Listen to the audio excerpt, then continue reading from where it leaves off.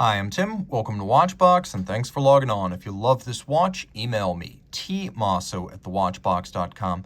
It's in the description below. It is your purchase and pricing email question line for buying this or any watch you see on any Watchbox platform. Please reach out to me directly. Email tmosso@thewatchbox.com for pricing.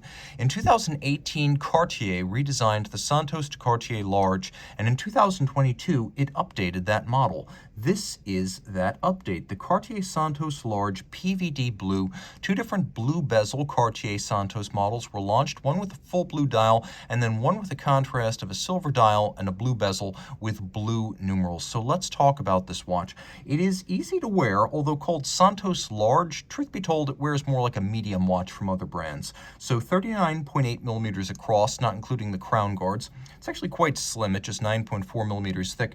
And then from lug tip to lug tip, 47.5 millimeters. That's why I say it really doesn't wear that large. Throwing it on my wrist, which is 16 centimeters in circumference, you can see how close it sits to the wrist. It really is quite low. It'll fit underneath the dress cuff. A Cartier sports watch should still be elegant and suitable as a dress watch, and this one is. Now you can see down the barrel that the edges of the lugs really don't come that close to the edge of my wrist. And you can even see from over the top, I've got plenty of clearance on each side. So this watch would wear well on a wrist as small as 14 centimeters circumference. Taking a quick look at the bracelet, you can see that it is an evolution of the long-running rivet style bracelet. There's a little bit of a taper as it moves down. It's quasi-integrated, so there's no gap between case and bracelet.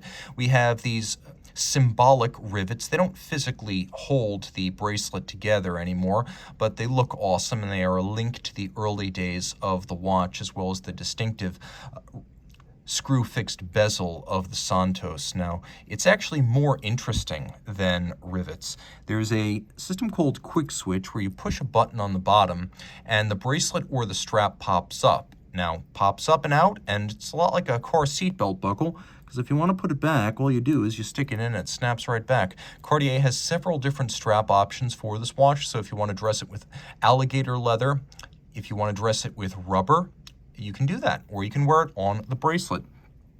I don't have the nails to demonstrate this next feature, but I will try my best to explain it.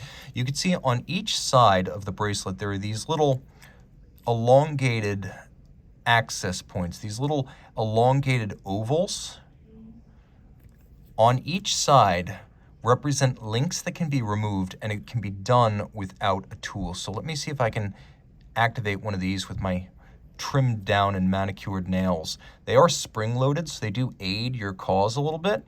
And once you have loosened that little trigger, and by the way, the machining tolerances are incredible. You can see it's almost impossible to notice those little levers unless you have the right angle of light. But I pull out that bar, and now it's basically as easy as just removing that link and reassembling the bracelet. It's easy to do, and on top of that, Cartier realizes that they are smarter than the average watch collector because this bar cannot be withdrawn entirely. They know you'll lose it if it could be. That means they have fixed it permanently to the links. The two can never be separated. That's all pretty impressive. Taking a quick look at the case, you can see like the bracelet, there's a combination of satin and polish, with the polish running the full length of each case flank. The satination is longitudinal, and the case flanks are actually quite shapely. You can see there are some fluid curves here you might not expect at first glance. The bezel is PVD blue, and you can see even there we've got a little bit of a contrast as the wells, or the shall we call them the recesses of the bezel, have a brighter polished shine than the satination of the tops.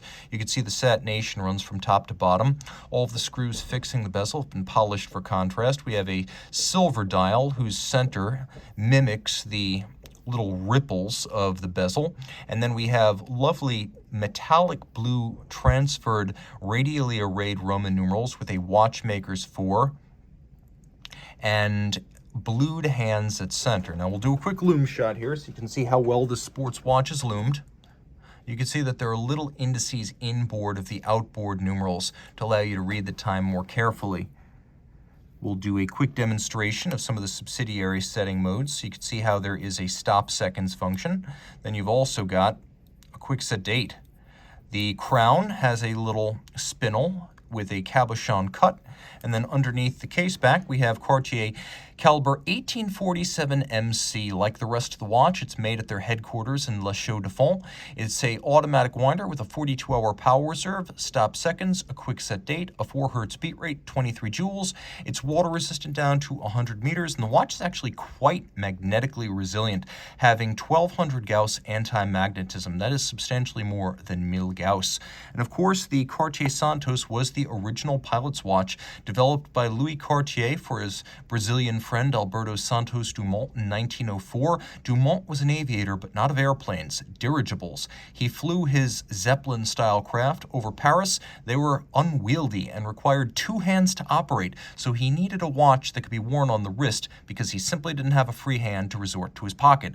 Thus, the Santos simultaneously became one of the first ever wrist watches, one of the first ever sports watches, and undoubtedly the first ever pilot's watch. And that is the heritage of the Cartier Santos.